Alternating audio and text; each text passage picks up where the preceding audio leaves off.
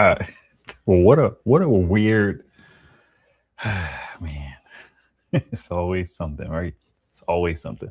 What's happening? I wanted to come and chop it up because I've been watching the reviews on this E. I hope people can hear me because I tried to go live and then all of a sudden my live stream did not happen. It was like something went wrong. But then when I come back and I refresh, the live stream has already started and my camera wasn't on. It was the whole thing, man.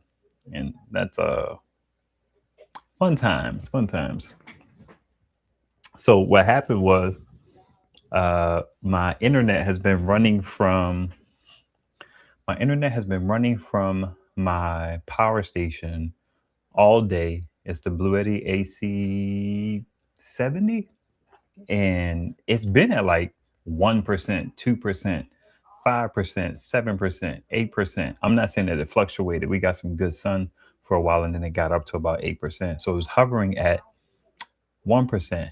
So what I did was I have this little GLI net joint that I powered up, and then I was tethering from my cell phone to this one, which recreates my home environment. So let's say I have 4 SSIDs on my network. This box can recreate all 4 of those, but just from my cell phone, so that if I lose internet, the redundancy is still there. It's not as fast, but all of the items that are on my network connect to this, and there's less of a downtime because it just automatically shifts. So I had to run upstairs and unplug this one because if that internet was down, which it was because I switched it to the flash fish, because the flash fish was full. But when it went down, everything reconnected to this one. So I had to run upstairs, unplug this one because this is cell phone internet, not sufficient for, I mean, it's probably sufficient for a live stream. What do I know? Um, so yeah, that's where the internet connectivity dropped off. How about that? So the Elite 300 from Bluetti just released a bunch of videos from more prominent YouTubers than myself. So you got Jason Noy, you got Minuteman Solar. He used to be Minuteman Prep. Uh, Reway, I forget what his real name is. Hobotech, and I watched this other guy's video, but I didn't really glean anything from his video that was worthy of talking about. At least I didn't watch it when I was in that gleaning state of mind. So that's peculiar. But I have a list of things that I grasped from those joints. Let me just tell you what I think about this device overall. I think it is very impressive. The price point is not tempting to me, but just to put, oh, now I got to verify it's me in my other window. Boy, mama, YouTube be cutting up. I tell you, you talk about inconvenient. Sheesh. Let me see what I could do here. If I could just click live stream and maybe it'll bring me to that page without having to verify.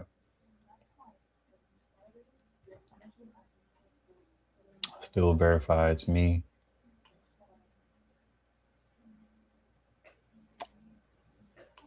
Ah, man. So I don't need that. What a time, right? What a time to hit me with the verify it's you foolishness. And okay, so at least I could go to the live stream and kind of see what's happening here. Okay, cool, cool, cool. We gonna keep the party going.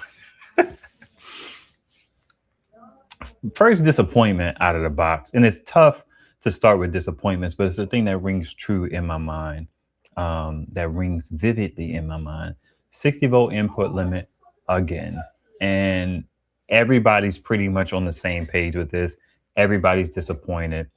Nobody likes 60-volt input limits, and I mean like my contemporaries, my peers in the YouTube space. It's too low. You can't do a lot with it. I feel like I bang this drum all the time. They're starting to bang the drum. a little bit harder. I wonder if they're reaching their threshold of being frustrated with it because it just sucks, man. You can't do anything. I take that back. You can't do much with a 60-volt input limit, especially once you get into larger panels. And larger panels run at about 37 volts. So you can only do two panels in parallel, which sucks, man. It's not a good look. But the device is very impressive. And especially being somebody who has been watching these power stations grow from, 256 watt hours, 250, 280 watt hours. It's a nice time. I can't lie. Man, you could get 3 kilowatt hours right now, 1200 watts of solar input, 140 USB C, another 100 USB C, four outlets, no light, no wireless charging pad, 12-volt socket. It has the high amperage XT90 socket, which is weird. Why does anybody ever go XT90 is beyond me. Maybe it's a more, no, because XT60 is as robust a connection as XT90. What are you gonna do? Wi-Fi connectivity. I don't know if it has Bluetooth connectivity, but yeah, I guess it does because you can go into the app. Now, there's been some mixed things about the app. Some people have said the app needs an account. Other people have said you could just do the local. I prefer the local. I don't need to bind my account to another to an. I don't need to bind my device to an account so that nobody else can control my Bluetooth because that's ultimately what it's about. If you go somewhere and you like, if these guys who go to like Quartzsite and these RV meetups, you may want to go ahead and create that account so your device cannot be controlled just by anybody who happens to be within range with Bluetooth and has a Bluetooth app. Can you imagine being at a RV campsite and like there's 70 different Bluetti devices around you and other devices as well? Because the Bluetti app, even though it's nice, it doesn't only pick up on Bluetooth devices. I mean, Bluetti devices. It picks up everything. It sees my batteries. Yeah, I think it has seen a TV or two in there. It's really wild. I don't know, but it definitely sees my batteries and it sees other power stations. All right. That 60-volt input limit, man. I'm still impressed. Most of the people are impressed.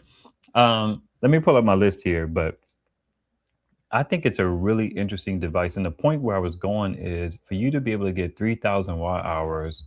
I'm sorry. Yeah, 3,000 watt hours, 3 kilowatt hours for $1,100, 1099 is interesting. It's dope.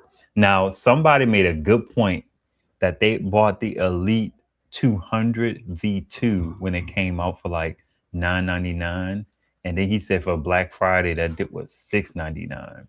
So that's something to keep in mind. You know what I mean? You don't want to jump off the boat getting that dip fresh only to have what Prime Day come up in like June or whenever it happens, and then that joke could be $300 cheaper.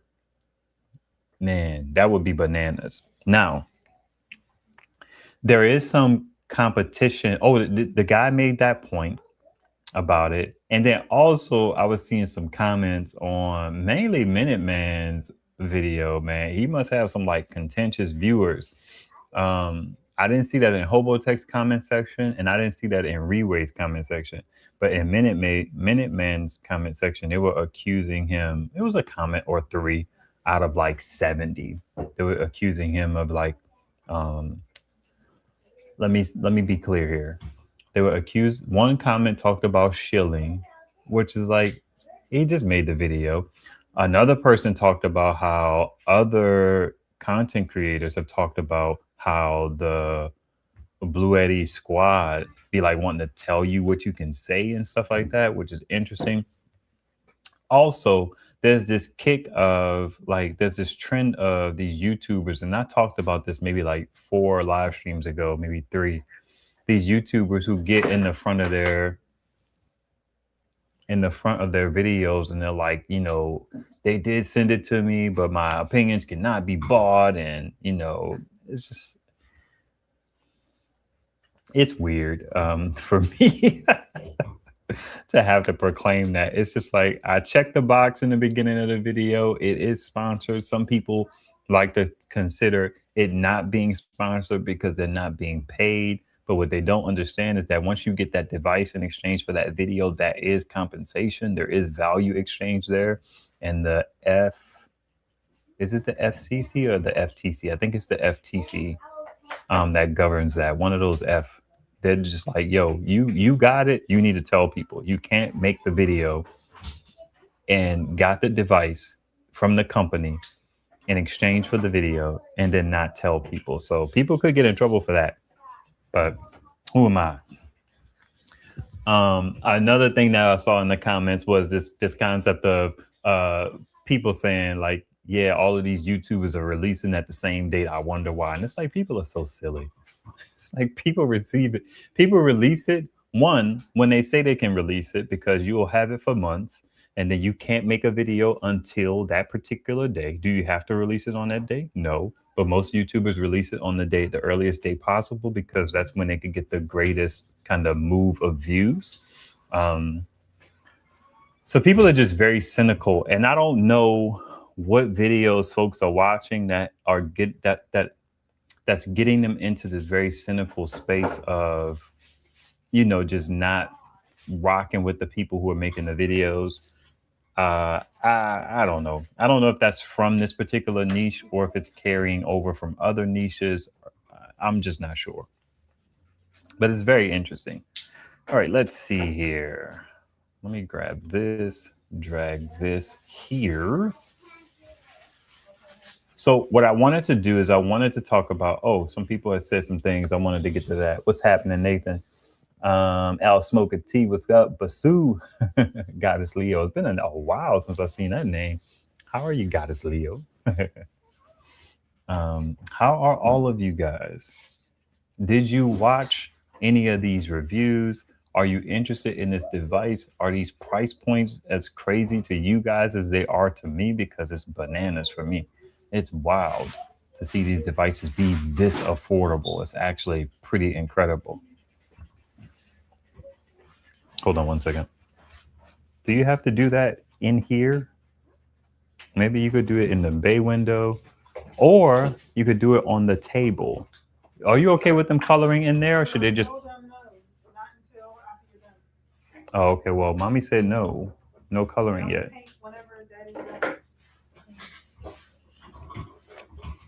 I could take these. I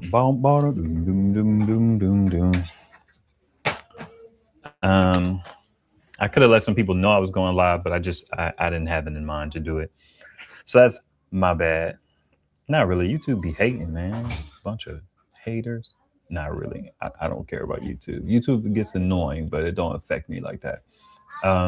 So where'd my notes go? It fell back somewhere. Let me make this not full screen.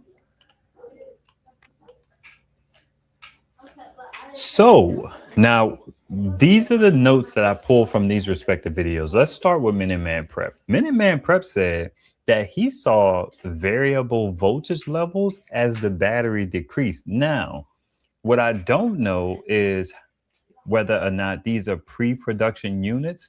Typically, when somebody has a pre-production unit, they'll tell you that. I remember back when Will Prowse would have his stuff. He would mention that kind of stuff, but he said he saw a lower voltage as the percentage went down, and then as the percentage went back up, the voltage got kind of like normal again. That's pretty concerning. I hope that that's not a trend that people see across the board with these particular devices, because that would be pretty bad. Now, 110 is not inherently terrible. I think once you start to get around 100 and you dip below 100 volts, that could be a problem, but I don't think 110 would be a problem. A lot of these devices that we have in our homes, they'll say, 110 to 120. So, I don't know exactly. You move at your own space as it relates to that knowledge that I just shared, because who knows? Maybe we need 120, we need 116, 115, and it's non-negotiable. I just know that your voltage can't go too low for devices that have like computer chips in them and stuff like that. It's typically not a big deal with heat based. They say induction loads, but I've never taken the time to look up what an induction load is. So um, he also talked about the auto on. So EcoFlow was one of the first companies to have this idea of the state in which your AC was in was the state that it returned to after the battery had died and it started to get power again, which is a dope feature. If you can imagine any type of remote situation, any situation where you're not home, something dies and goes down. Jay, what's happening? Did I say Jay? Yeah. No, no, no, no, no, no. That's Lady Back. I thought I said Jay. Um, so this one has the ability to do it, but it also does it for DC. No other power station that I know has that particular feature where when the power comes back on and you start getting solar, it typically comes back on around 5%. Then the AC turns back on. My EcoFlow River 2 Max had that feature and it was pretty nice. I had outgrown that particular feature because what it would be useful for me is if my internet is connected to the EcoFlow or a device with this particular feature and it goes down and then it starts to get solar, I would love it if that stuff came back up. But I don't like having my internet on a power station that is prone to going down a lot. I'm not saying it don't happen, but I'm not a fan of it. I'd rather have something like the EcoFlow be on Wi-Fi connected, have its own battery, be charging a power station with the wireless on it, the internet on it. That one could also have Wi-Fi, and then I could kind of control them both and set that one to charge and backfill that one. So that way, when that particular one goes down, then the secondary source still works. So it's kind of like how some people use these power stations as UPSs. I do that, but without my grid being involved. So I'll have a power station in front of a power station, but I still don't do UPS because I'm not into UPS all like that. But this one has where it can return to the state of the AC being on and the DC, which is nice. If you got a couple, like, let's say you have, I'm stuck on the internet because to me, the internet is one of those things when a power station goes down, it sucks. But let's say a fridge, something wild like a fridge going down and you lose power. You know, a fridge is good for 4 hours. So if you could get power back to that device during that particular time and then the fridge comes back on, it's like, that's pretty dope. But I think DC is cool as well because you could have cameras, like little Wise cameras or Yi cameras. I don't know if people still use Yi cameras. You can have little Wise cameras plugged in or something that uses a battery bank or something like that. And if that comes back up, then that's pretty dope. Nathan Dingman, what's happening? I'm watching you, Sleeper. I appreciate that, Sleeper. I know it's late over there. I actually watched a video. My wife watched a video, and it was like 90% of people do not know what the difference is between like the UK, the EU, and maybe two others. And I was just like, yep, because I don't.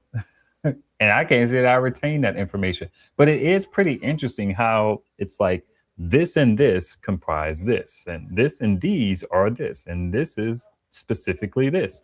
So it's an interesting little thing.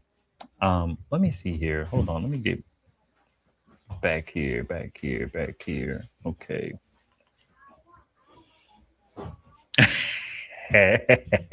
I appreciate that. My new glasses are in the car. I should see if my wife will go get a pair so I don't have to keep squinting. I actually had an issue with my glasses. The second pair that I got, they were doing all of these things to fix them and all of that jazz. And I just felt like, man, just give me another pair of glasses. But because I was a novice and my wife wasn't there, she's the glasses wearer. She was actually out of town when I was doing that, when I was picking them up. And she was in like some intensive stuff where I couldn't just like message her on Telegram or something like that and just ask her. So I was kind of winging it. So I went with it. So I need to bring those glasses back and just get a fresh pair. So that's going to be interesting. Now you got me all squinty and stuff. So it says, I'm contemplating getting the EcoFlow River 2 Max to run my internet. I'm using the GoLabs 300, but after the battery is full, it only lasts about 10 hours. Facts. That's, yeah, man, listen, I don't know if you know, but you should know. I understand. I actually have my Flash Fish that's supposed to be like a 444 watt hour joint. I need to do a capacity test on it because it doesn't last as long as I think it should last with a 20-watt load. So I think it probably really sucks for capacity. I may do that. That would actually be pretty cool. All right. Another thing that Minuteman pointed out that some people kind of spoke to that I also saw on Jason Noy's video. He said that he couldn't get it to charge any faster than 1300 watts. And then he was also talking about the implications of that via UPS. But before I get to the UPS stuff, the 1300 watts, I watched Jason Noy's video, and you actually have to put it into the custom mode or pro mode and then tell it to go up to the full 15 amps so that you can get the full charging watts. Now, the interesting thing about, sorry if I mess with the microphone. The interesting thing about that and him speaking about the limitations of the UPS, what? The limitations of the UPS is because he said don't do over 1300 watts, or, and he cautioned people against this, or it will drain from the battery. And I was watching like, so what? I like the fact that it'll cover the difference in the UPS mode. Because think about it, UPS is to bypass the battery. Well, UPS is to provide power through a power disruption. That's the point of it. But it bypasses the battery and pulls power directly from the wall, which I don't care. I don't care about UPS. I feel like, and I have yet to try this, but if a power station is plugged into the wall, it's LFP. Let's say you have a power station that doesn't have UPS. Let's call it the Energizer P320. You have it plugged into the wall, charging from that joint at 60 watts or 100 watts because it can take 100 watts. And I have my Bluetooth speakers plugged into that system. And if the power goes off, what you think my Bluetooth speaker is gonna do? It's gonna keep working. I'm just like, who cares? Like UPS is so weird to me, like as a super duper like propped up feature. I mean, it's nice. I get it. It was more applicable to me when we had lithium ion batteries that were rated at 500 cycles because the battery being cycled was a problem because it only has so many cycles, and even that's kind of debatable. But let's say I had that Jackery 300 Explorer or my Power Smart 500 or whatever it is plugged into the wall, and it had UPS, or it didn't have UPS, and then it's kind of like the power's going out, it's draining, it's being powered back up. 500 cycles, I could understand that. You only got like about a year and a half of cycles on that. But with LFP, why I care? It's 3,000 to 4,000 cycles. I don't care. I don't care that you're bypassing the battery. Use the battery. So I actually like this approach of Bluetti compensating for the load by pulling from the battery, because a lot of times with UPSs, what will happen is the load that you can get from there maxes out at the power you can get from the device itself or the wall, which has been problematic for me in the past because I typically feed my better, more capable power stations with less capable power stations. So if I have a power station that has a 1200 watt limit on the inverter and it's going into my freaking Pecron F3000, which I happen to have, that has a 3000 watt inverter, in some ways that 3000 watt inverter becomes a 1200 watt inverter. So I don't know why he cautioned against it. I don't know. Different strokes for different folks, different values for different people. So the pro mode is needed. It's 8/8 to be able to get into that particular mode. People have their feelings about it being kind of password locked, which I think is interesting. But it's It's not common knowledge. I think it's common knowledge now. But if you watch any of these people, then they speak about that particular mode. I think Hobotech was the first person who I heard mention it. And I don't even think he mentioned it. I think he just showed it up on the screen without saying it, like he was under like an embargo or something. Okay. Now I put Minuteman Prep. That was the main takeaways that I had from his video. I put JW here. Who the heck is JW? I don't even remember what I put there. Is that for Jason Lloyd? No, that's Johnny's Weekends. Okay, cool. Johnny's Weekends made a couple observations. He spoke to the fact that the output, he was really output specific in his revelations. Like the 12-volt and the, what is it, the XT90, whatever their output is combined. I thought that was interesting. They're not segmented. I'm not saying that that's normal, but I feel like that's something you should know. The 12-volt and the XT90, you can only do so many amps from it, and it's between both of those, which I thought was interesting. Another thing that he mentioned that I was kind of confused by is he was focusing on, I wish I could ask him in a timely manner. I know Jason Lloyd kind of knows a bunch of them guys from seeing and meeting them at CES. He was talking about parallel input on the solar port. I thought that was weird. I don't know what point it would make for you to have different arrays on a parallel input, because it's all wire. So, and it's one charge controller. It was a weird thing to say in the video. And again, I don't pretend to understand why he said it. I was personally confused by it. I'm like, why is you making a point that you could have two different arrays coming into one charge controller? With it was strange. It was very, very strange. Pretty confusing because the 60-volt input limit presents the challenges that it presents. Now you can, once you go parallel gives you some flexibility, but you still have to have the same amount of volts, very similar volts, and then you could combine those amps. So I was confused by that. What's up? Flashlights. Sure. Thank you. Do you know where some are? There's two more on my dresser. There's the one that has the beam that can be flood or zoomed, and then the green one can be taken, but not the other one. The other one doesn't have a battery in it. Okay. I don't think and there's one in the van if y'all wanted to take a fourth. I had one of my through night flashlights fail, which sucks. I've had those things for years. This is actually it right here. It's the through night TN. What is this? Y'all, can y'all see that? TN what? TN. It's backwards. TC 12. Yeah, it stopped working on me. I was a little saddened by that. I love these flashlights. This was my first foray into nicer flashlights that took 18650 batteries. I never looked back at another Walmart flashlight again. I'm flashlight bougie now.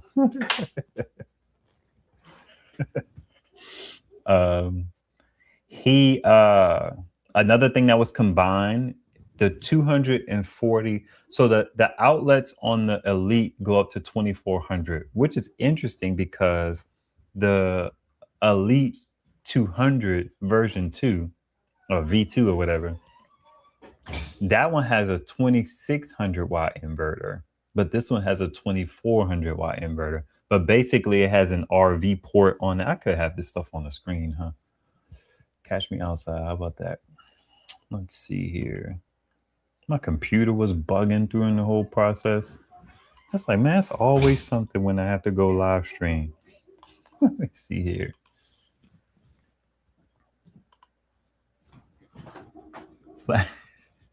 D Google, like, what's happening, my man? It's good to see you out here in these solar power streets. I rock with D Google because I have D Google phones, so we've been chatting and stuff on videos. You should try and reach me via email.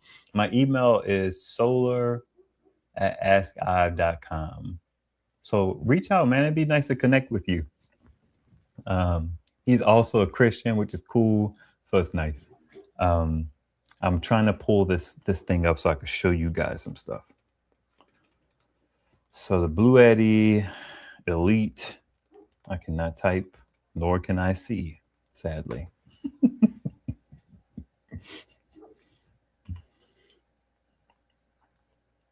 All right, let's see what we got here. So basically, that RV travel port is the power output is shared between the AC outlets and the RV port. Let me see if I could do Chrome tab. No. Window. That'll work. Okay. Let's throw it up.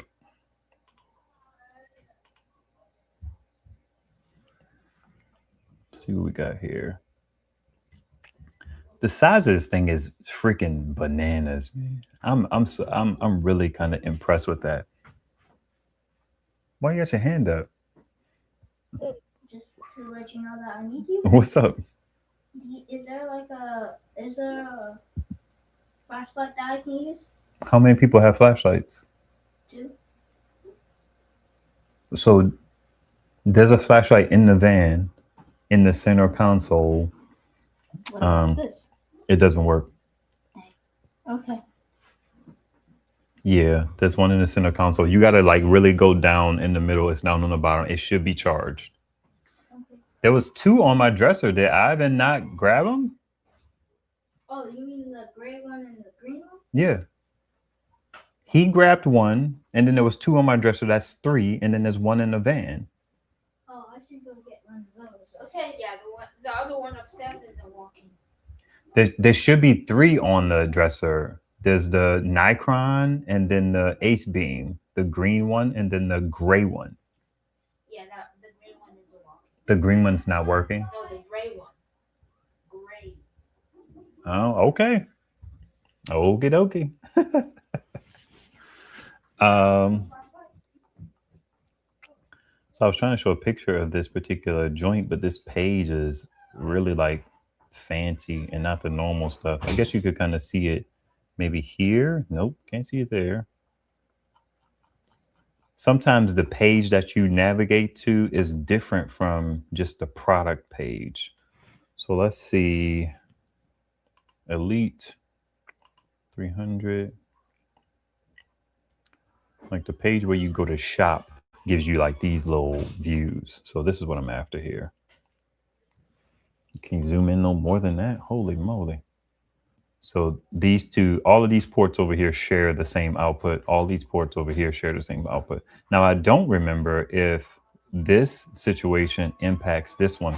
But what I have been noticing is that recently I was watching a bunch of Jason Noy's videos, and what typically happens is what I've seen happen is if you have 100 watts, 200 watts going out over the USB-C, and then you start doing this 12 volt DC stuff that's on the left side of the joint, the USB-C gets deprioritized. So it'll drop down. And then the other stuff kind of takes over priority, which is interesting. I mean, I don't know if it's a pro or a con, but it is what it is. Holy moly. I didn't take any notes from, I don't think, Jason Noy's video. And Hobotech didn't have anything that kind of jumped out at me. I'll tell you another thing. Hobotech's video is 18 minutes. I was shocked by that.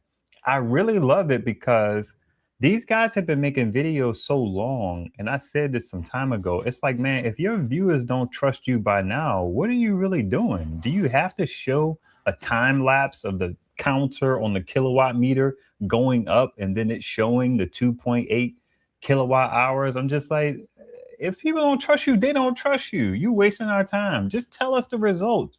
And I love that Johnny Weekends kind of went at this. He was like, man, these devices are so good now. They're passing a lot of the tests that we do. So he was just basically talking about the features. It's like, you don't need to prove this stuff to people. We are in a different age of these power stations where we actually have to show every single thing we do. Jason Noy has a hybrid of that on his channel as well, which is pretty nice, where he shows some of the stuff, he talks about it. Um, I think that stuff is really important when you're about to spend money on it. Really? Yeah, real quick, come Oh my gosh, man. Like I'm not busy, right? on. I just need a signature. I don't have stuff going on. Did you start on time? Minute late. Thank you. My freaking computer, I had to hard power it down. I had to press and hold the button, just throw everything away. I'm just like, what is going on here? Freaking That's what made you late. yes, Yeah, right. it is. I was here ready. I was 30 minutes early. I was setting up and everything. That's the second time. You better stop it. This is new and improved Ive. Man, I thought I had some notes from Jason Noah's video. I was shocked by that. The thing that was really, um, oh, so me personally, one thing I was not a fan of, I'm not a fan of the 60 volts. The second thing, I don't know where I'm at with this, but less stuff, more freedom, living the van life. He mentioned it in an Instagram joint to me. Um, Oh, D Google Life. I'm on Telegram, Instagram, and Facebook. Instagram and Telegram more than anything. Telegram more than anything, actually. Facebook Messenger is getting weird for me. They deactivated my page for some reason, so it's not active. So you can reach me on any of those places. So I was looking at some news on Graphene OS that Motorola is going to be doing like specific hardware for Graphene OS. And I was really excited about that. And I'm hoping that Graphene OS is a secure operating system that is completely de-Googled. It is secure and it's privacy focused, which I'm into. It has these profiles that you can have for specific things. So you could have social media in one profile, you could have banking be password protected in another profile. It's actually really cool. Up until this point, it only worked on Pixel devices. Go figure. But that's something that people have talked about. And Google's getting really weird about things. So they had to find like another partner to work with. And Motorola seems to be that partner. But at any rate, I was watching, dude, leave me alone. Leave me alone. It is not a requirement for you to come and talk to me. You don't have to talk to me. Go, please. Um, it's I was really excited about that particular stuff. So that's kind of where all of that stuff connects.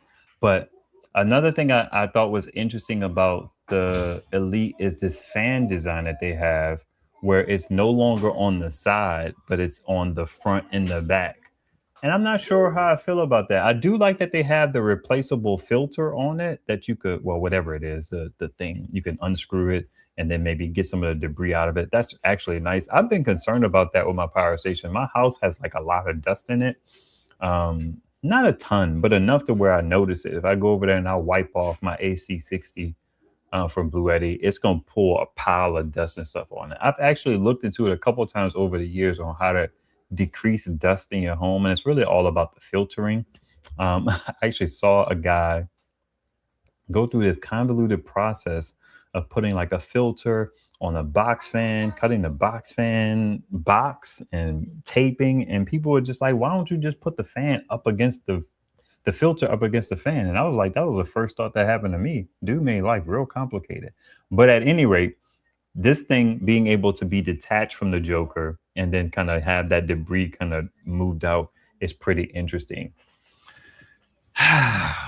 Man, I can't get over it. I'm just I'm really impressed. You think about the size of this Joker compared to what is it now? Now this done messed me up. Let me see if I could get the other page because the other page is more promotional where they show it next to certain ones. I don't know what silhouette this is. Is that the EcoFlow silhouette or is that the Anchor silhouette? It kind of looks more like the Anchor than the EcoFlow. But this one over here is your typical size of a 3,000 watt hour power station. And they've gotten it into basically the size of like an AC 200p. Now, Minuteman Prep had a good ending to his video where he dove into a lot of comparisons between this particular device and some other devices. And what he did was he was comparing it to eventually the Oops Mega 2. And I actually commented on the video saying, like, I don't know if I would put the Oops Mega 2 in the running with this. I've had too many issues with it personally, and I have had people talk about them having similar issues in comments on the videos. So I don't know about that. That's not a good look. Let's see. Okay, now we'll go back here. Oh, I'm in the pictures.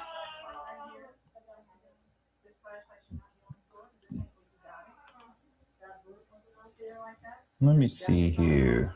I'm sorry.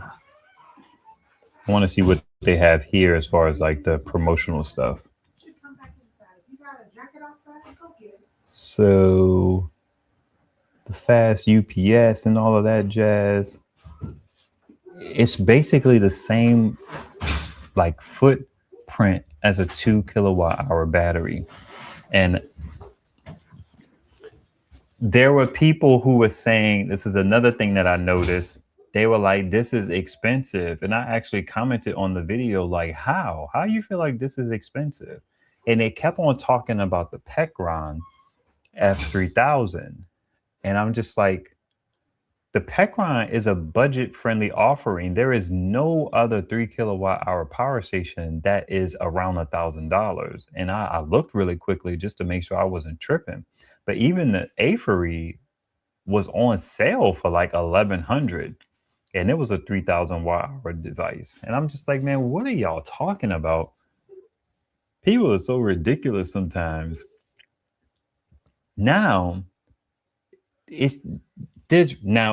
okay, back to Minuteman Prayer, because he made a good point that there's an AC200PL that is essentially the same size as this. He said it was just a couple inches taller. And the interesting thing about that is that AC200PL has a 145 volt input limit. So you really have to consider, do you want the higher voltage?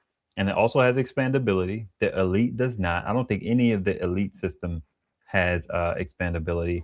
And I was really confused about the Elite. What? There's two of them. There's like the Elite 200, and then there's the Elite 400. And the 400, all it has is more watt-hour capacity. And I was just like, but it felt impressive. I wonder if I struggle in dealing with the Apple kind of, for some time, Apple would come out with devices that were so nice looking. I was intrigued by them just purely off of the appearance. And I don't mean purely off of the aesthetic itself. What I mean is they were so nice looking. Of course, they were capable devices that it made me interested in them. Like them iMac all-in-one joints. Those joints were really fancy to me. Like even right now, the Mac Mini is impressive. Freaking Apple. I have to do some research on Apple with their ID requirement to use their devices. I'm really disturbed by that. And it may be the reason for me to stop using Apple devices altogether. The crazy part is this ID verification is becoming something that we have to contend with in other realms as well. I haven't experienced it personally, but it feels like they're kind of trying to go this way for the sake of keeping children safe. And it's just like, shut up. But the devices are so impressive that it makes me intrigued. And I wonder if I'm dealing with that in the sense of Bluetti, because that Elite 400, the form factor was nice. But when I really thought about it a little bit, now I didn't look into this closely. I thought about it for a little bit. And it just felt like it's just more watt hours. It's the same, like whatever. Let's actually just take a look. How about that? Catch me outside. How about that? So, oh, my mouse is getting stuck around the corner. Let me see what we have here. but I don't think that's being effective. Just purchase the EcoFlow River 2 Pro for $315 on Amazon. The River Max. Hey guys, Yes. knock it off. I shushed multiple times.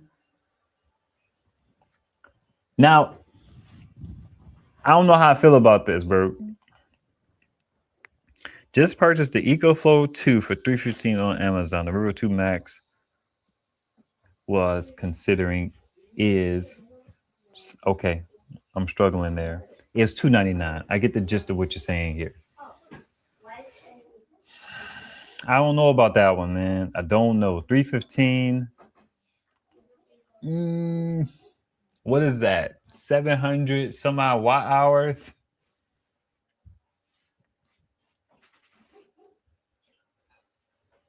Are you like an EcoFlow guy? Is that what you're after? You want the EcoFlows and the Wi-Fi's? You want that similar app control? Because a good friend of mine, he has my River 2 Max. I gave it to him. And he likes the interface. He likes the Wi-Fi connectivity. He likes all of that. So I feel like he got the EcoFlow bug. And I understand why he would want to stay in the EcoFlow. But I really tried to talk him into that Pecron. That, what is it? The E1000 is like 370. And then the E500 is 189. And the E500 has 500 watt hours. It doesn't have XC60. It only has 55. You talking about them kids. My gosh. What are you doing?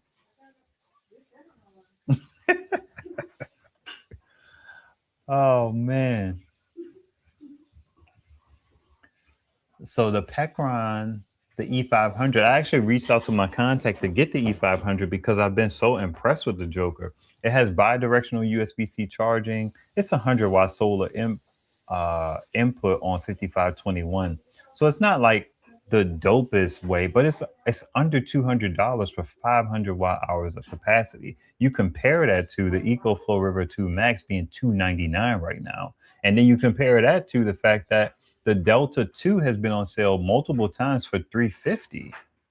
And I don't know if that's going to continue. I don't even know if they still sell it, but you can get all you have over the last 18 months. Pretty much everybody's mid-tier 1000 watt hour, 1800 watt inverter has been as cheap as $375, $379. There's the Anchor C1000.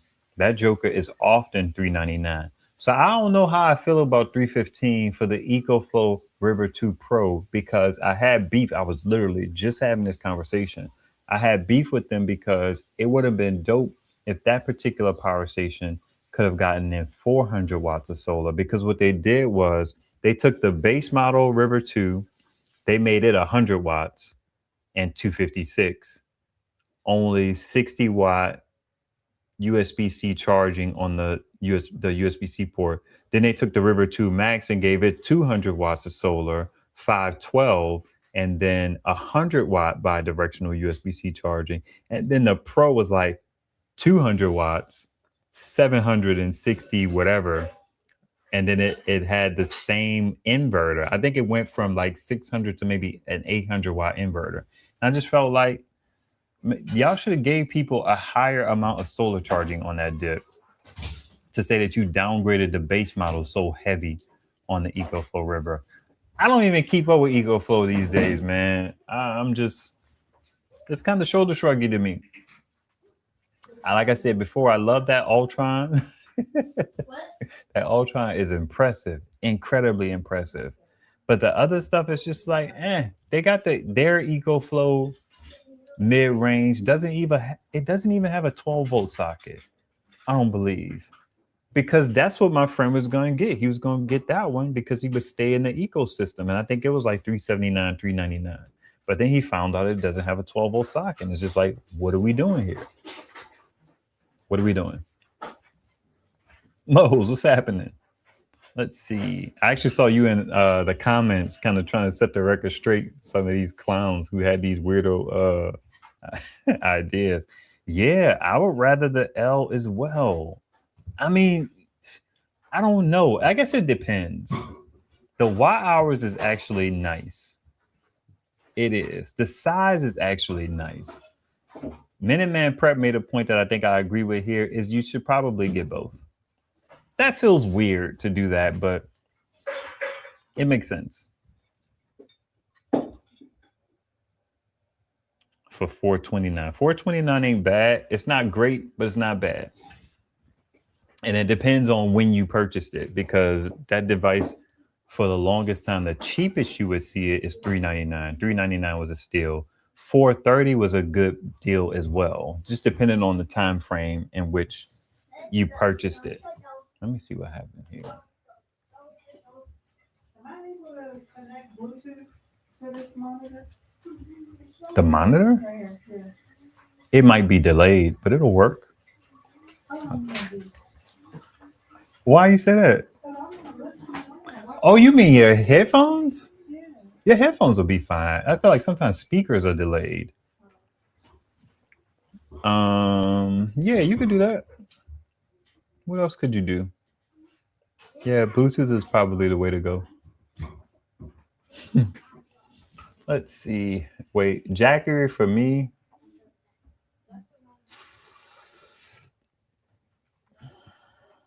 Jackery. How about that? So, what is the cheapest 500 watt unit these days? It's the Pecron, that's for sure. Why Jackery? Jackery did a lot better on their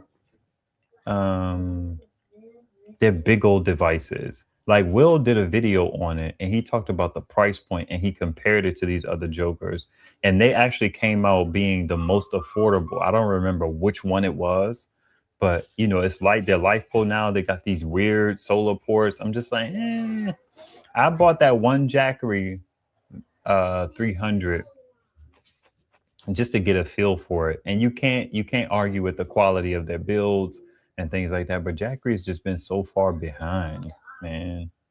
And they make these weirdo, you gotta buy our panel type of thoughts with these barrel connectors. Now listen, I'm not saying I know exactly what I'm talking about at this point in time because I don't pay attention to Jackery. But about a year and a half ago, I was kind of at least mindful of them. But nah, not me. Let's see. Basically, the Jackery 200 is a beast and best in watts per dollars. Maybe that's the one that kind of came out and was the one that did really well in the price.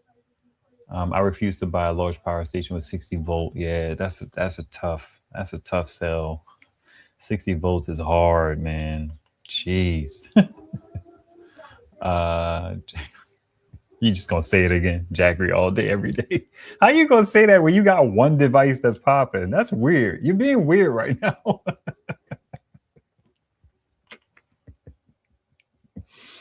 Oh man.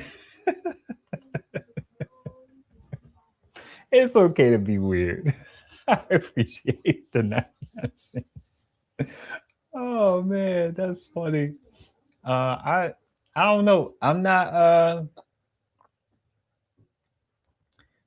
Jackery to me is in the top 3 as far as like reputable companies, but I would my top would be EcoFlow, Bluetti, and Anchor probably, and then Pecron coming in 4th. EcoFlow, Bluetti, and Anchor as far as like polish, features, reputation, all of it. Jackery is not in my top anything. Jackery will probably be. I don't think I would recommend a Jackery to anybody. Now, this particular one that had the best best price per watt is interesting. I'm laughing because Minuteman Prep or Minuteman Solar, he has this price per watt thing that he does, and I'm just like me and my viewer brain was just like I don't understand it. But he does this like, and I don't get it. It's like the price per watt. when most of the time we think about price per watt hour. He does this thing, and I'm just like, I don't know that people see the value. I hope they do, but I don't, because I don't necessarily care about it in that way. I feel like the price per watt is what matters to me the most. Price per watt hour, I should say. Let's see. I'm going the cheap route. I would rather do the Oops Mega 1. It's like $300 right now. 1,000 watt hours, huge inverter. VOC isn't bad on that, but the fan noise sucks. The only thing about these Megas is I've had so many issues with them. I essentially had 3 different devices, and I don't know if I had 4. Now, I haven't had the Mega 1. I had the Mega 2. Them jokers on paper, incredibly impressive. I wouldn't be surprised if Oops is basically suffering from the same thing that all power suffers from, which is putting way too many features in the devices. And to keep it a buck, I think EcoFlow suffers from it as well. They are too, what's the word for trying to push the envelope technologically? Um, what are you doing, man? Just get up. I don't want to. I don't want to distract any of your viewers. What? I don't want to distract any of your viewers. They're listening and watching. Their ears will work even if you walk through the frame. Okay. If anything, we hear first. Let's see. Oh, thank you. Another drop in the hat. I appreciate that. Yes, a drop in the hat. Dropping roller skate? You being goofy? No. Yeah, that's what it seemed like. Goof Troop. Goof Troop Supreme right here. Yeah, I don't know. And I also don't like that. I shouldn't say I don't like it. I prefer XT60 these days. I've had way too many issues with Anderson, and those devices have Anderson. So I'm not the biggest fan of Anderson connections. I was looking at this Segway power station, and the main detractor from it is that it didn't have USB-C bidirectional charging. If it had that, I would have got it hands down for 153. Actually, vegan. Segway has a Lumnia Segway power station that's been on sale for 153, and it's a 500 watt hour, and it's actually a nice device. I talked about it in the last live stream, I believe. So if you want to go check that out, and then YouTube now will tell you where I said stuff at and all of that jazz, so you don't even have to listen to the whole live stream. You could just say, hey, when did I've talked about the Segway power station? It'll give you minute markers and all that. It's like, what a time to be alive, right? The technology is moving so fast, but their ability and their desire to control us is moving just as fast. It's freaking crazy. Bananas in pajamas. Segway. Yeah, Segway.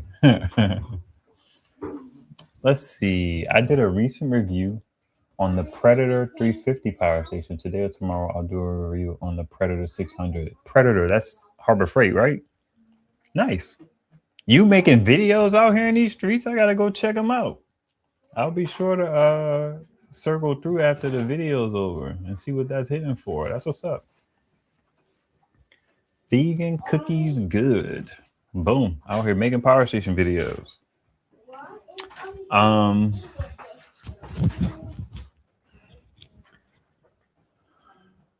I look at back to Mo's point of not buying a power station with 60 volts. I appreciate that resolve. I really do. I would all my 60 volt panels, all my 60. Hey, take it easy. All my 60 volt power stations are essentially, I can only do 2 panels in parallel, or they're just 1 panel devices. And that's the problem. People have also talked about how it's kind of tough to get the Elite to the 1200 watts. And the main answer that I've seen from people is that it's like, you have to over panel it. And I don't like over paneling my power stations. I'm not a fan of that at all. Have I done it? Not on purpose. I've done it with my AC 200p, which I'm backed up on my videos, but at some point it will come out. The video will come out that it failed on me. The screen stopped working, and that was a fear that I had with that particular device, which is that the screen would stop working. It would essentially be rendered useless, and that's what I have. I have a big old 150 volt capable paperweight. Boom, boom, wow. Okay, so I like the 2 times and call it good, Jack. Jackery style. That's not cool, man. That's not cool. What was the Apple Jacks? They eat what they like. What do they say? Couldn't be me. Could not be me. But you got a good one, though. I'm giving you a hard time, but you got a good one. At least I'm assuming you got the good one that was good price per watt. Jackery's claim to fame is their marketing and their customer service. I'm not saying the customer service is always on point, but they seem to do right by a lot of people. And I think that that's why you have people who say, I'm Jackery. And it's just like, I guess. I have a friend who says, somebody got to do it. Might as well be you. So I would rather have the higher voltage as well. I was talking about over paneling. I typically live in this space which is why I was so excited about the Oops Mega 2, is because that joker had the ability to take in up to 2,000 or 2,100 watts of solar. If I'm looking at multiple devices and I say, okay, I got an Elite 300 that could take in 1,200 watts, and I got to put in 1,800 watts to get the 1,200 watts, I would rather just get an Oops Mega 2 that could take in 2,100 watts. If the Oops Mega 2 was worth it, right? Then I don't have to overpower anything. I can get the power that I get from my panels. It's weird to me to go buy a device that can do 2,100 watts and then spend the money to put 3,000 watts of panels into it. And then it's like, if you get in full power that day, if you got a power station that could take in the 3,000 watts, you would be getting probably like 2,600 watts. But you get 3,000 watts to put it into a 2,100 watt capable power station. That don't make no sense to me.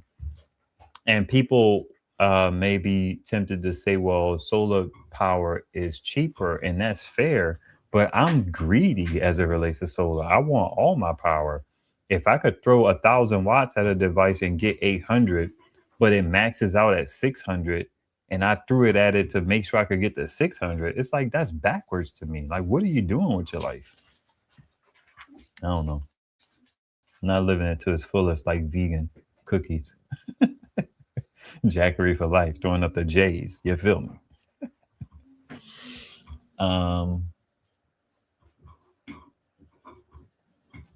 Yeah, the 1,100 watts. He couldn't get it past it with his machine.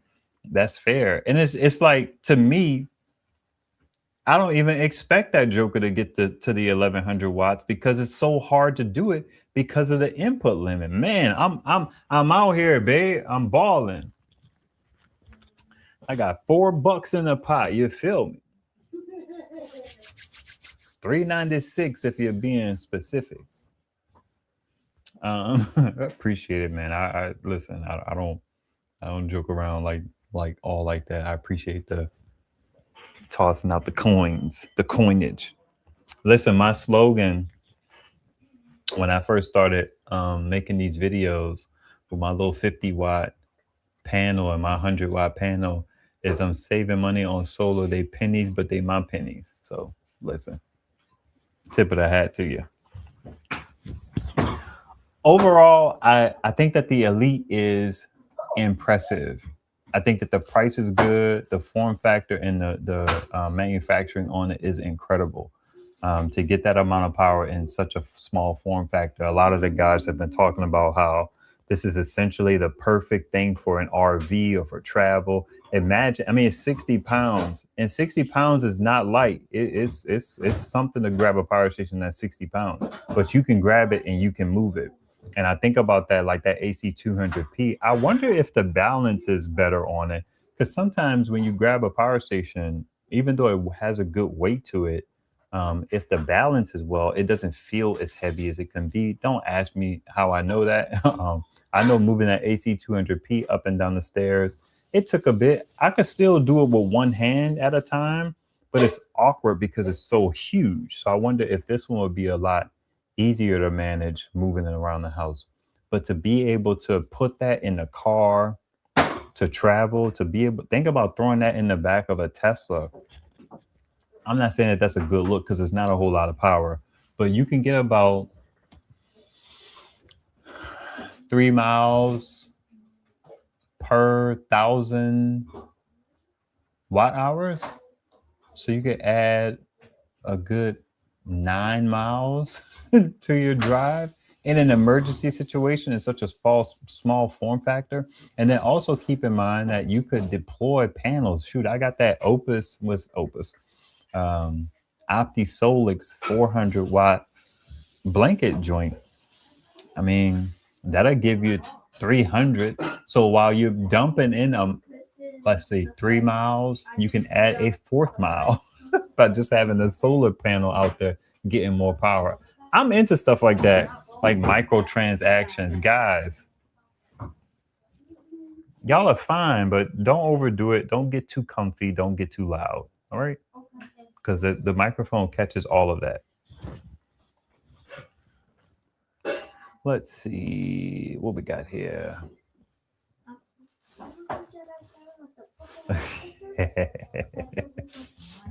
Listen, I like to try out Jackery. Jackery ain't messing with nobody with 10,000 subs. Harbor Freight, yeah, that's what's up. Does a great roll around the heavier Jackery models without meal. Yeah, I dig it. I dig it. 100%. 100%. Oh, what can I do here? Can I like this? It gives me the ability to like these under here. It's pretty cool. I like what YouTube is doing as far as like the interaction and giving people. Oh wait, and you could. So anybody could like it, but I can love it. How about that? Let me see if I could check out this Elite 400, because I don't think it's that much better than. Oh look, let's see here. I love it, love it, love it.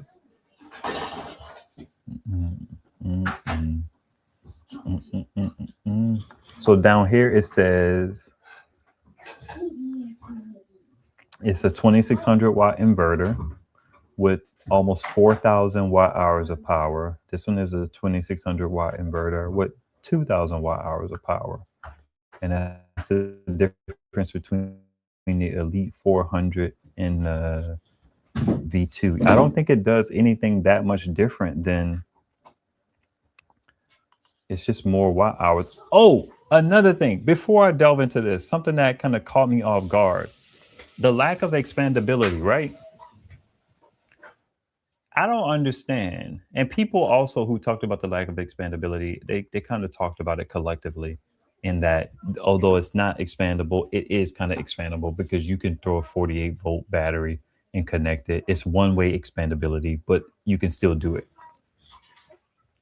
I'm not a fan of, and I could be wrong. Maybe I need to think about it a little more. I think I may have moved away from this position, but I'm not a fan of buying expandable batteries. To me, the price is somewhat so close to what you would get for just getting another device. I would rather just get another device, especially with somebody like EcoFlow.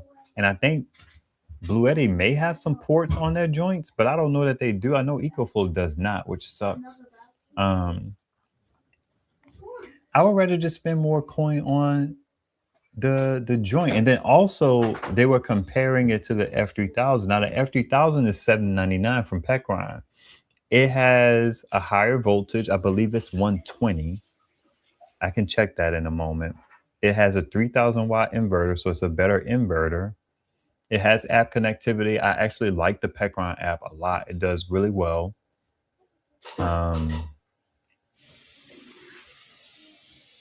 It has one of those fancy ports on it. Let's actually go take a look. Pecron E1000, Pecron F3000.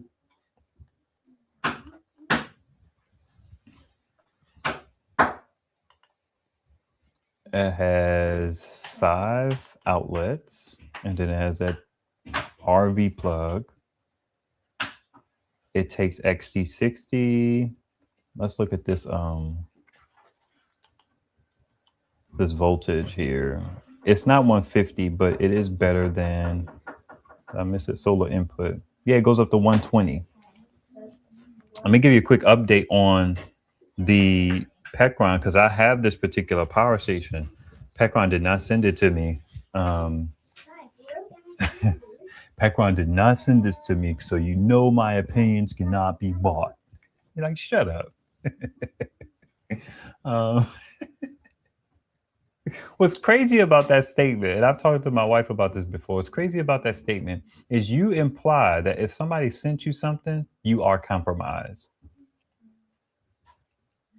I think that that's a bad thing to say out loud, to say, I bought this with my own money.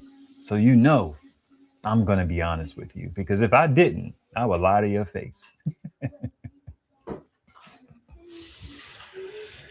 So anyway, I have that device. I've had issues with the device, and I'm currently testing some type of update that they sent to me. Now, they told me, hey, we can update your device.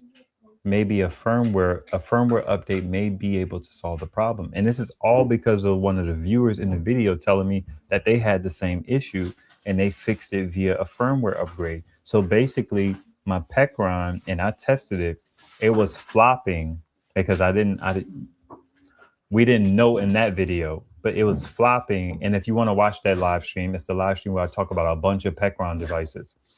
It was doing 300, 0, 300, 0, 250, 0, 250, 0. It would flop like that after a few days of being on solar. So I mentioned that, and the viewer said I had the same issue. They had to fix it. So I jumped on the computer and I fired off an email to them. And I think they were on holiday, but they got back to me and they were like, yeah, can you send us all of this information so that we can see if it qualifies for this particular upgrade? And I was like, cool. So I'm sending them the information. Long story medium, they did the upgrade and they were like, yeah, we pushed out an upgrade to your device. And I'm like, but I didn't have to do anything. So let me be clear here. Y'all pushed out an upgrade to my device and there was no user intervention on my part. And they were like, yeah. And I'm like, man, people are not going to like that. I don't like that. I thought you were going to make an upgrade available to me and then I would install it. But that's really concerning for me. And I let them know. And it was like, yeah, I was like, in the future, y'all may want to let people know that this is not a user involved upgrade. We'll do it. You don't have to do anything. And it was like, yeah, we'll take that into consideration. But it's been going strong for a few days. And what that means for me is I can actually take advantage of this higher voltage because I'm living in the land of 60 volt input. And this one has 120. Now, 120 is not fantastic, but I could work with it. You know what I mean? So I have 2 panels coming into the Pecron and I have 2 panels going into the Alcatel. The Pecron is in series, so it's about 75 volts. And then the Alcatel is in parallel because it can't take higher than 60 volts. I could put all of those panels in 2S, 2P. So both of them can go in series and then I can put them in parallel. So I would have 75 volts, give or take, and then maybe like about 17 amps, 16 amps, because they're like 8 amp panels. What that means for me is My Alcatel gets power first, and it gets more power than my F3000 because the panels are set up in a way where the sun hits these first and then it hits those. So I will often see my Alcatel getting more power than my Pecron, which I don't want that to be the case. I want the Pecron to while out. Um, but if I think about it, yeah, that's fair because another thing that overpaneling does is it gives you too much power throughout the duration of the day. And I don't like full power stations. So each you get 500 watt hours per 100 watt panel. If you got a 300 watt panel, through the totality of the day, you're probably going to get 1.5 kilowatt hours. So right now, the panel array on the Pecron is perfectly matched. It's going to give it about 3,000 watt hours. In about a day of sun, it'll get full. That's okay, but that's not ideal because you power stuff from it. So realistically, if I put that 4 panel array, I'm now looking at an output of 6,000 watt hours coming into that joint. And now what that means is on a Habib Marwan kind of sunny day, that power station is going to get full pretty quick. And if I'm not here, then I have to figure out a way to configure how to, I have to figure out a way to dump power away from it so it doesn't get full. And that's fine because I have these little devices. Which way do I need to go? These switch bots. I don't know if I recommend these. I've never recommended these. That ain't my type of hype. I don't know if I would recommend these because 3 out of the 4 of my first batch died. And I don't know if I threw too much power through them and it fried them, which is a possibility, but I don't understand why. I only had it on a fridge, a deep freezer, and an upright freezer. And then it forced me to make fridge 2, deep freezer 2, upright freezer 2. So I bought some more during Black Friday. They were like $21, and these jokers are normally 4 for 30. So $5 a piece. I was like, you know what? I'll go ahead and grab some, and I haven't set them up yet. So what I would essentially do, because the Pecron F3000 is Wi-Fi connected, I could put a bunch of these little switches on here, and then have them going into various battery chargers or power stations, and then just power dump automatically. These are also Wi-Fi connected. So I got solutions as it relates to that. So it would be fine. And then on overcast days, that 1200 watt array, is it? Yeah, it's about 1200. 10%, it would give me about 100 watts. And I'll take that because most times when it's overcast, it's kind of bright and overcast, which means I could get about 20% output on my array. Now that Mega 2, I was able to put the full 1800 watts in that joker. And I put, I tried it all. I have videos on my page, and it was a glorious thing. I got about 1400 watts from that array. But this one, I would only do 3, 6, 9, 12. That's all I would be able to do realistically. I don't think I could make any other situation work. If I had 6 panels, I guess I could go 30, 60, 90. Yeah, that might work. I could do a 3 panel array. But once I get 3 panels all together for 6,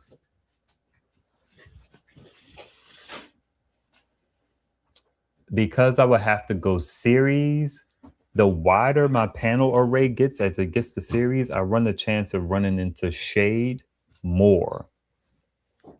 And I don't know if that makes sense, but basically my backyard has this kind of panorama going on here. And the sun kind of shines, starts over here, and then it kind of like comes over and goes over here. So I have a house that can cast shade on this one, and then I have trees that can cast shade on this one. So if that panel gets shade on it, then it inhibits this whole string. And once that panel gets shade from the sun, it inhibits this whole string. Whereas like if I just have 2 panels, then those 2 panels, no matter where they sit, they will be better balanced to deal with the shade because let's do that. If these 2 get shade on it, then these 4 are still good. You know what I'm saying? And then when these two get shade on it, these four are still good instead of having it be just two options. So I could do that. But I don't think I will.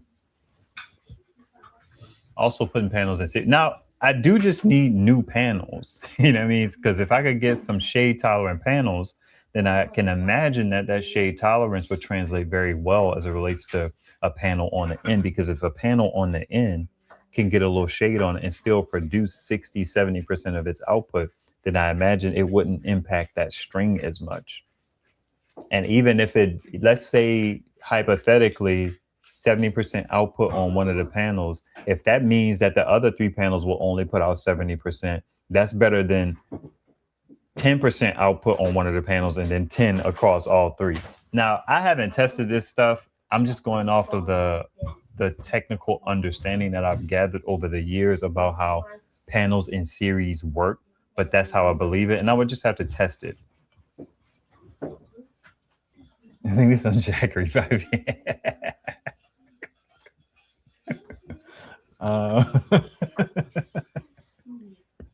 That might do something. Let me see what I got here.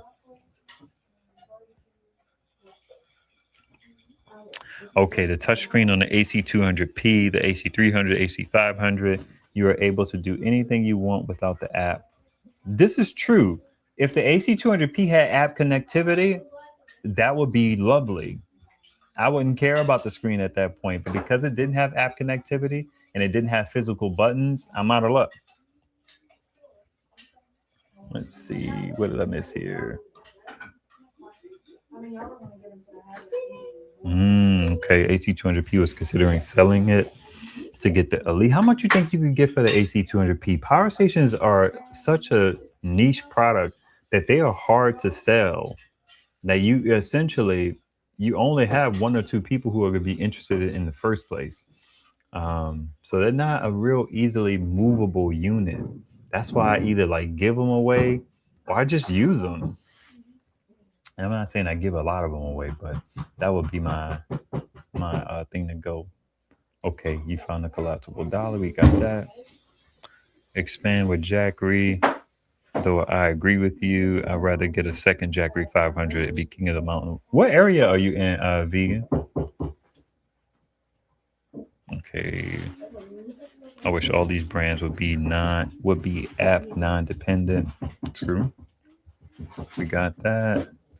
Wait, where does Solar Lab come in? Oh man.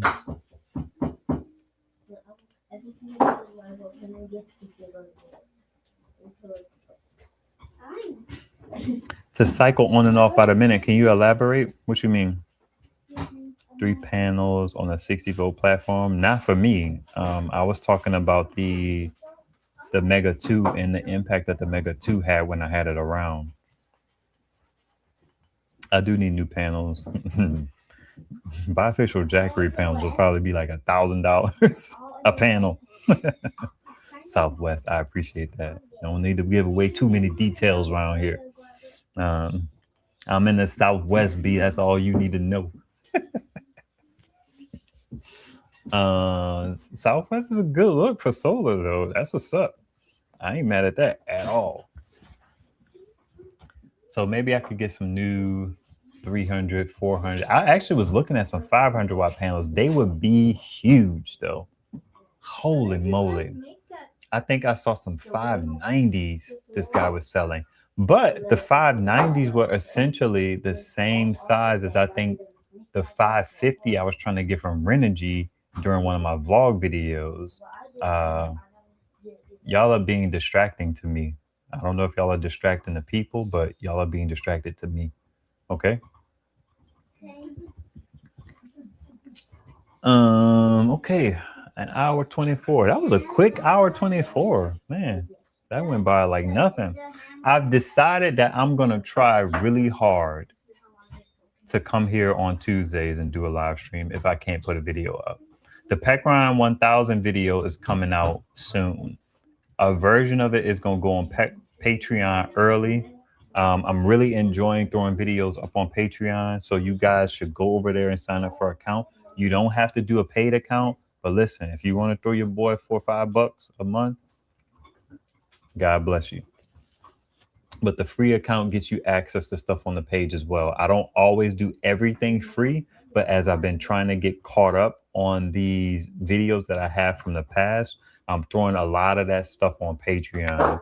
I wish I could put it on YouTube, but YouTube is just not, it's not in my favor as far as videos that don't have a very specific, enticing, uh, illustrious thumbnail. And I'm not even saying I could do those well on videos where I need to do them. So I can't I cannot do it for super casual videos to try and come up with something that's catchy and so on and so forth. Love the live streams. Let's go. Yeah, man. Live streams. That's another thing that's missing. You know, my colleagues, they're doing very well with the sub counts. Congrats to them. Jason Noy crossed 1,100. What is it? 100,000 subscribers sometime in the past. Minuteman Preps numbers are doing good. I think Reway hit 100,000. Hobotech hit 100,000. It took him a while to get there, but he got there finally. You know, Will's the GOAT, so he's you know what I mean. But one thing that this other channel did that I really enjoyed, and we enjoyed the benefits of it here for a while, is having live streams where the community can kind of come together and just chop it up, talk about things casually and all that jazz. I think that that's a piece that is missing that we don't get in the videos. So, and it's something that I enjoy doing. I just couldn't, I struggled with the timing and the scheduling of it, but I just got to make it happen, man. If it means y'all get 2 hour notice, then y'all get 2 hour notice. What you may want to do is go turn on notifications. Now, YouTube does not treat all notifications the same.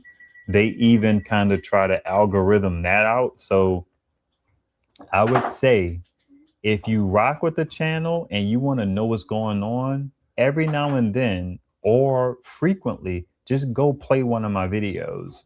It don't even have to be when you're around to watch it, or start your viewing session with one of my videos.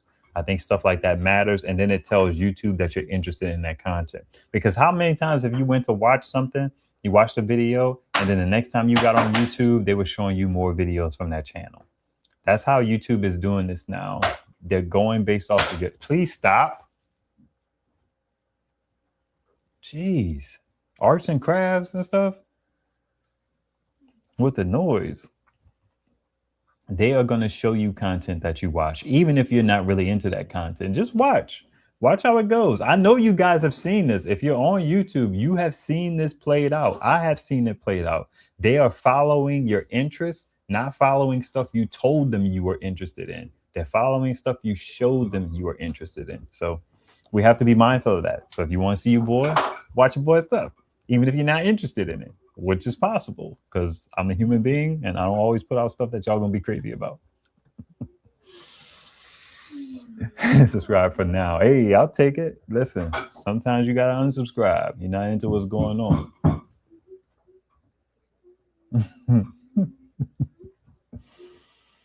Yeah, I don't even know if I could fit those 90-inch panels anywhere that would be conducive to it being helpful, because I'm so used to these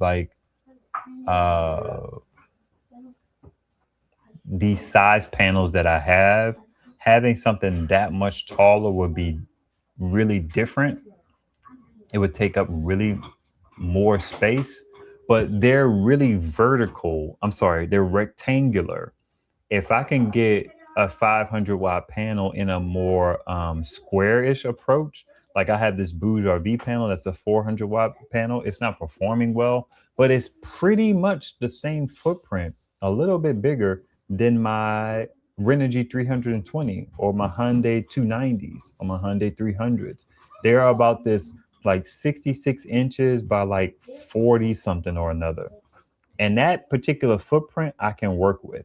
And to be honest, if I could get into a situation where I have more split cell panels or have more multi-section or 2-section panels, that would be helpful as well, because a lot of my panels have a single slab. So when I get shade on the bottom of them, it kind of knocks out a good bit of the solar power from the rest of them. But I have a video that I'm going to be working on recording soon because I got a whole bunch of panels. I got a bunch. I got 6 panels from this company called Eco Boss. It's Eco hyphen Boss. They sent me two 200s and two 100s. And then I have a 200 from OptiSolix. I have a 200 from Renogy, that shade. It's a shadow flex joint. And then I have a 200 from Carlson.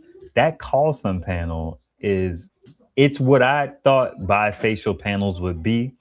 And I'm excited about it. So if I could get more bifacial, I tried to get a bifacial 100-watt panel from the Eco Boss folks. I hope I'm saying their name right. Let me look into that because I don't want to. If they're gonna get some press from me, let the press be accurate. Eco-boss.com.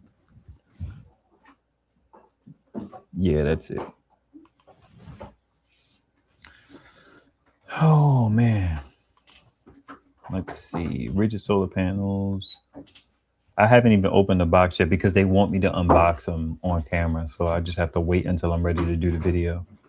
So we have a 100-watt here. We have the 200-watt here. I asked them to send me the 200-watt black frames. I hope they did. Oh, they don't even have the 100-watt bifacial on here anymore. Maybe that's why they were saying like, yeah, we don't have that one.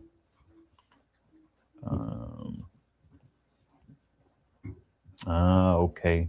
These are, I hope they sent me the N-type panel. It looks like that's all they have. I don't know. We'll see. When I do anything with it, you'll probably see it on Patreon first. And the Patreon cut includes things that the main video cut doesn't include in them. It's stuff that I record that I think is cool because I love solar. And it's stuff that you guys may or may not like. But I think that the people who rock with me on Patreon, they just put the video on and ride the wave. And I usually did note what is like exclusive to the Patreon joint, the Patreon edit. When I think about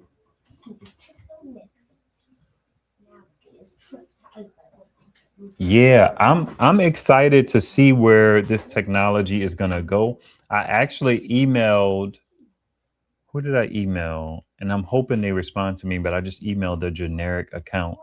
I emailed who's the people who make is it I don't know how to say it. It's Vatr VAT Vader. I emailed them to see if they would send me a 48-volt battery. I'm trying to get my hands on a 48-volt battery. I'm probably going to see if I could get some contact information for EcoWorthy to see if they'll send me one. And then Tim Got, they emailed me about a 36-volt or 48-volt, and I haven't heard back from them. So I'm hoping I could get a 48-volt. No, not Vivor. I got a Vivor inverter. This company is people just say Vader. Vatrer. Let's call. Oh, wait. Hold on. I actually have the stuff in here, so let me show you. Vato.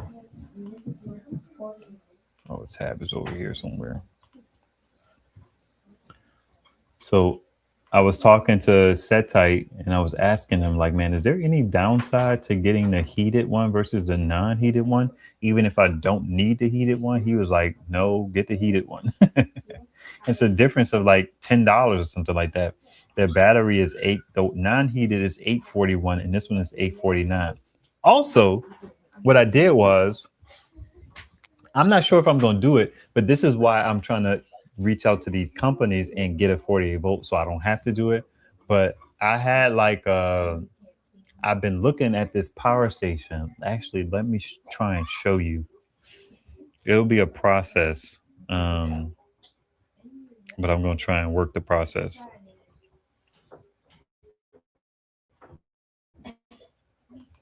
There is this power station power station that I'm very interested in. It kind of reminds me of like the early days of trying to find that diamond in the rough, like a Go Labs or something like that. Who else had one? The Mylan, which didn't work out for us, but the Go Labs has been going strong all of these years. But it's like, man, you came across a power station. It's just like, man, that looks pretty cool. Let's see about that. Okay, so what I want to do is open this. And actually, Byron Morris, who's often in the live streams and in the comments, he made a video on Amazon about it, which I thought was pretty cool. He was talking about how well it worked for him. Let me see if I could do a man. Listen, as I squint to look at this writing, having glasses on is different. I haven't worn them since the day I tried them on. I don't. It's almost like, man, putting them on and being able to see that clearly feels foreign. It's like, what? This is what life is like. I don't think I've ever been able to see that well. So it's strange to me. I think Control Shift N should give me a private window.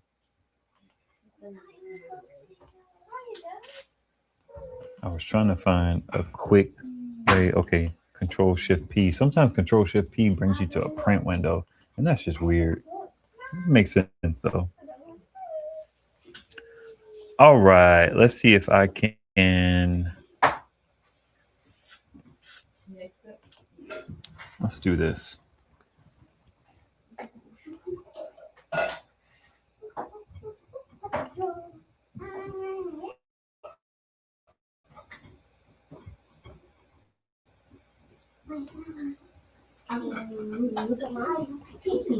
Oh, you know what?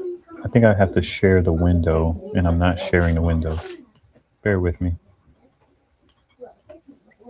Let me try and share that. So let's do remove. Let's do stop. Share again. Share screen. Share window. And then that would be. Oh, I don't want to share the wrong one. Oh, actually, let's do entire screen. Make it a little easy. So let's share this one. Check this power station out. This thing is $174 for 1,000 watt hours, and they claim that it's LFP batteries. I'm so intrigued by this. I want to buy this just for the, what do I say? Just for the culture. I want to grab this and try it out because it's so interesting to me. It's only AC. It's 1,000 watt hours. It has a 300 watt inverter. And I was talking to Set Tight, and I was like, I wonder if it's pure sine wave. He said, if they don't say it's pure sine wave, it's definitely, hey, I feel like y'all take a break. Daddy's going to be done soon. I know all of y'all aren't talking, but it's easy because all of y'all together for y'all to want to talk to each other. So just take a moment, for like give Daddy another like 5-10 minutes. No, hold on. Don't even worry about it. You could clean up later. Take a break, please. Yeah, go wash your hands or something. That's crazy.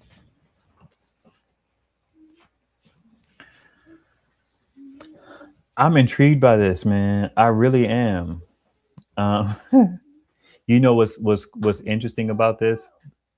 The idea of Patreon and people kind of supporting the channel. I understand. I mentioned this before. I understand people who are like, man, if it wasn't for y'all, I wouldn't be able to do ... so on and so forth. I want to be able to get to that point where I can start saying that if it wasn't for y'all, I wouldn't be able to grab this power station. I ain't at that space yet, but let's get there one day. This thing seems so cool to me, and if it works, it works. Now the only thing is, I wish it would specify that it was pure sine wave. But you can barely get 1,000 watt hours for this price and a little 300 watt modified sine wave inverter. So let's just assume it's modified sine wave. But that's what it is, man. It's got going on. I don't know what kind of coffee pot you could run off a 300 watt inverter, But to have 1,000 watt hours in here and they say it's LFP is actually really impressive. Wild watt. I can't find no videos on it. And that's another reason why I would like to grab one and make a video about it because I think it's so freaking interesting.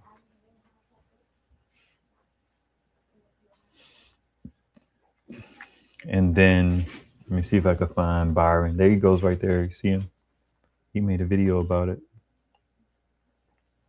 how he uses it with this little heater and he takes it out to his car, which is something he's mentioned on the live streams before. He takes it out to his car and he uses that to defrost his windows instead of running his car's gas, which I think is really smart because cars using gas is really wasteful. So I've never tried this, but it's peculiar to me. You know what I mean? I think I may try it one day. Take a power station outside with my little two. I have this heater too, the same one. I have a couple little small heaters. This one takes 200 watts. It'll settle down at 200 watts. Then I have one that does 500 watts. And I always wanted one of the little Amazon ones that they say did 500 watts, but I opted for something that was a little bit different. I'm intrigued, man. Color me intrigued. And then this is let me see if I could find the Segway one that I was telling you about earlier, vegan. It's still 152 right now. I want to grab that thing and try it out too, but I won't because it has Anderson. I actually made a post about it on my YouTube page. And it actually looks nice. I mean, it's a 512 watt hour device for $152. And it's Lifeboat. It has app connectivity. The only downside is that it does.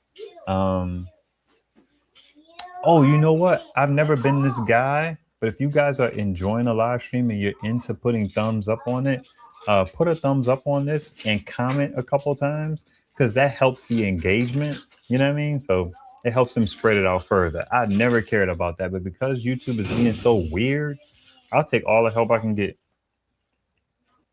But no pressure. You know what I mean? You know, do your thing. Yeah, this is a cool little device, man.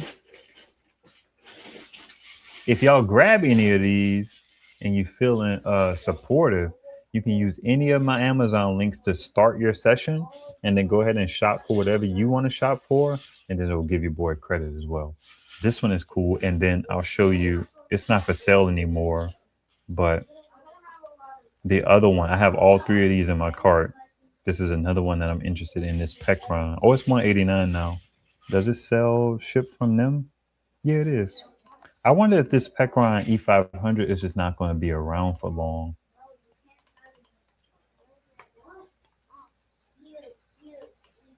Guys, stop arguing, please.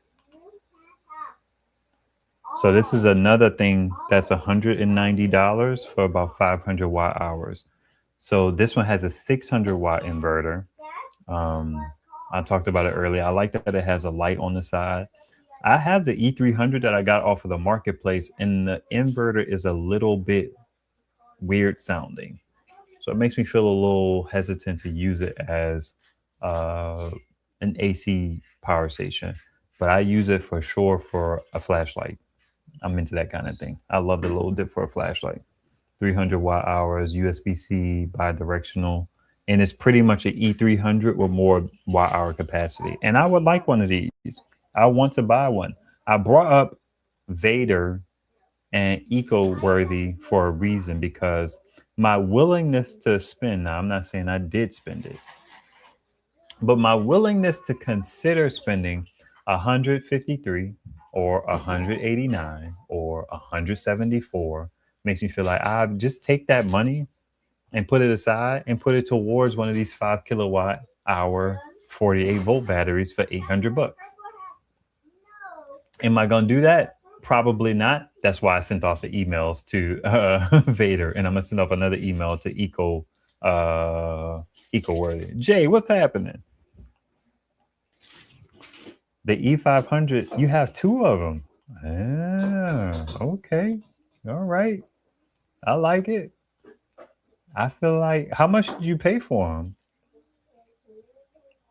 Maybe we could trade. Jay is kind of like he's close enough to where if I wanted to meet with him, we could figure it out. If he still lives in the same area, Jay, don't share the area. Um, I'm like vegan. I like to keep it kind of obtuse and obfuscated. That's interesting, Jay. Jay got everything he needs though. He don't need nothing from me. He has more than what he needs. I messaged you back in Facebook Messenger, Jay. I was offline for some time. I wasn't getting notifications because Facebook deactivated my Ask Our Solar page for some reason. So I wasn't getting notifications or anything like that. But I did reach out to connect back there. Yeah, man, this E300 and this E500, it also has Wi-Fi connectivity. Listen, y'all don't understand how much having more Wi-Fi connected devices is so important for me, being a person who's always looking in, always curious about what my stuff is doing. I have an Oops 1800 that's in my back door area now. It's been running my fridge for months. Not consistently. I have to pull it off all the time, but that's what I've been using. And I'm tempted to take my Pecron E1000 and put that on the fridge because then I will always know what's going on with my fridge. Whereas, like right now, what I'm relying upon is the SwitchBot to let me know when it goes offline. And SwitchBot it's pretty good about notifying you, especially as it relates to a fridge. It may not notify you minute one, but in the next 5 to 10 minutes, it'll tell you, hey, this thing is offline. And sometimes it notifies you minute one. And it could have more to do with um, Android and how it tries to optimize battery in the background than it has to do with the device itself. But I kind of want to blame the device itself. I may try and see, because I have it on at least one iPhone, I may try and see what kind of notifications iPhone allows you to get, because maybe that'll be more constant, more consistent, and more timely. Um,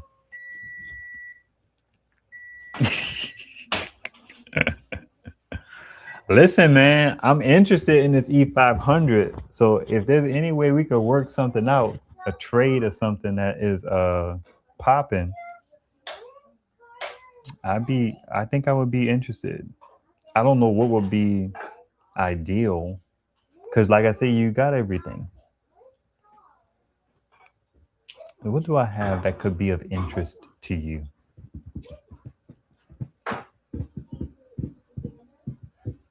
Yeah, I got a folding all powers, but all powers panels are very budget friendly. It's a 200 watt. Um, I just got these 100 watts from EcoBoss.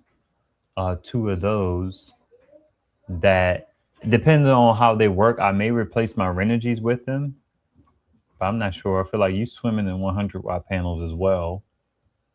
I'm hoping to replace at least one of my 200 watt like throwback Bourgeois V panels. I'm gonna have to message you, man, because I would like one of these.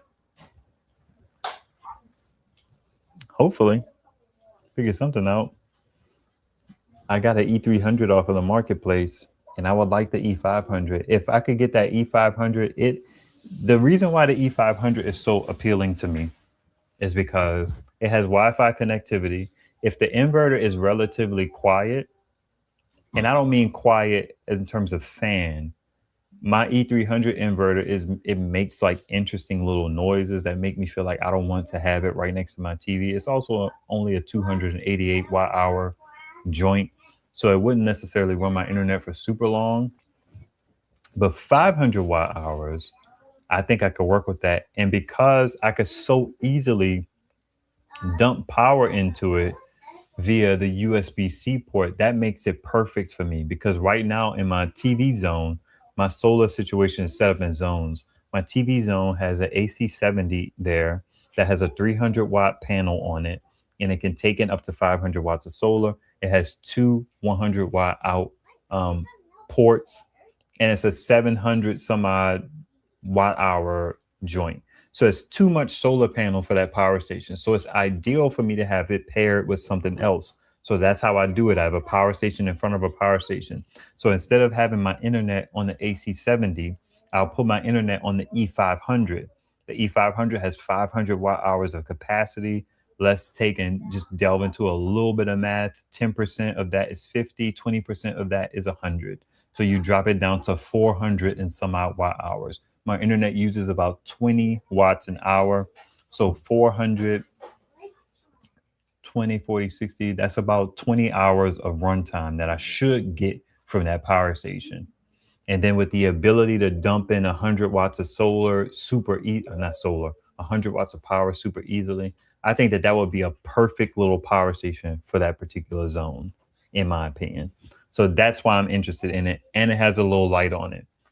And it has Wi-Fi connectivity. So not only would I know at all times what my internet is doing and how much power I have left, I could easily reach out to my wife and say, hey, the internet is about to drop. Can you have one of the kids switch it? Or can you switch it? Or if, what could I do? That's why I would need two Wi-Fi connected joints, but I don't have that.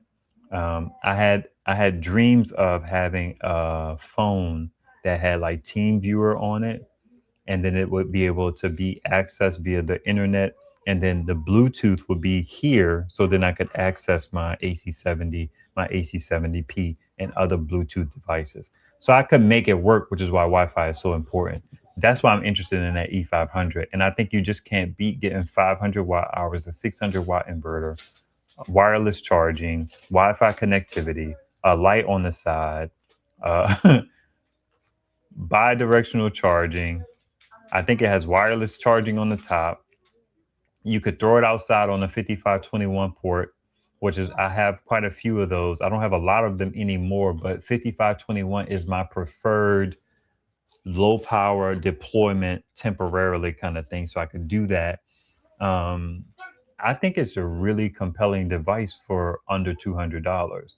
But then Packground was like, yeah, we don't have any promotions coming up on that. So I hope it's not going away. All right.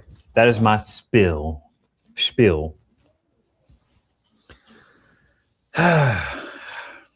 been real. This was nice. We should do it again. Um, if anybody has any questions, I'll be around in the chat, but I'm going to wrap this up so I can get off of here. It's been almost 2 hours. All right. Vegan, thanks so much for dropping the coin in the chat, man. I greatly appreciate that. It's always nice when people not only say thank you, but they say thank you with coins. So y'all be beautiful. Until next time. The Peckron video will be out on Patreon soon, an extended version of it. And then the version that is more YouTube friendly will be out probably Thursday. I'm not sure. All right. End the stream.